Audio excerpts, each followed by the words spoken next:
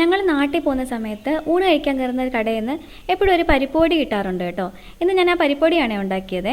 അതിനായിട്ട് നമുക്ക് 1 cup തുവരപ്പരിപ്പ്, 1/4 cup കടലപ്പരിപ്പ്, 1/4 കപ്പ് ചെറുപയർ പരിപ്പ്, 2 ടേബിൾ സ്പൂൺ പൊട്ടുകടല, 1 ടീസ്പൂൺ ജീരകം, 1 ടീസ്പൂൺ കുരുമുളക്, 5 അല്ലി വെളുത്തുള്ളി തൊലിയോടുകൂടി ചതച്ചെടുത്തത്, പിന്നെ കുറച്ച് കറിവേപ്പില. ഇതെല്ലാം നമ്മൾ പ്രത്യേകം ഒന്ന് വറുത്തെടുക്കണേ. ഒരു മീഡിയം ഫ്ലെയിമിൽ ഇട്ടിട്ട് വേണം വറുത്തെടുക്കാനായിട്ട് കേട്ടോ. ഹൈ ഫ്ലെയിമിലിട്ട് വറക്കരുത്. ഹൈ ഫ്ലെയിമിലിട്ട് വറുത്ത് കഴിഞ്ഞാൽ നമ്മൾ ആ ഉദ്ദേശിക്കുന്ന ഒരു ടേസ്റ്റ് കിട്ടത്തില്ലേന്.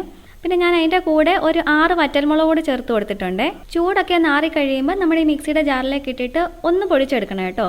ഒരുവിധം ഒന്ന് പൊടിഞ്ഞ് കഴിയുമ്പോൾ അതിലേക്ക് ആവശ്യത്തിന് ഉപ്പും കുറച്ച് കായപ്പൊടിയും കൂടി ചേർത്തിട്ട് നല്ല ഫൈനായിട്ട് തന്നെ പൊടിച്ചെടുക്കാം. ഇതിനി ഒരു എയർ ടൈറ്റ് കണ്ടെയ്നറിലാക്കിയിട്ട് അങ്ങ് സൂക്ഷിച്ചാൽ മതി.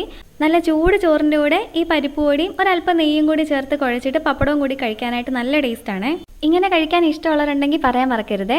ഇനി കഴിച്ചിട്ടില്ലാത്തവരാണെങ്കിൽ ഉറപ്പായും തയ്യാറാക്കി നോക്കണം കേട്ടോ. തയ്യാറാക്കി നോക്കിയിട്ട് അഭിപ്രായങ്ങൾ പറയാൻ മറക്കരുതേ. നമുക്ക് മറ്റൊരു വീഡിയോയിലൂടെ വീണ്ടും കാണാം. Bye bye.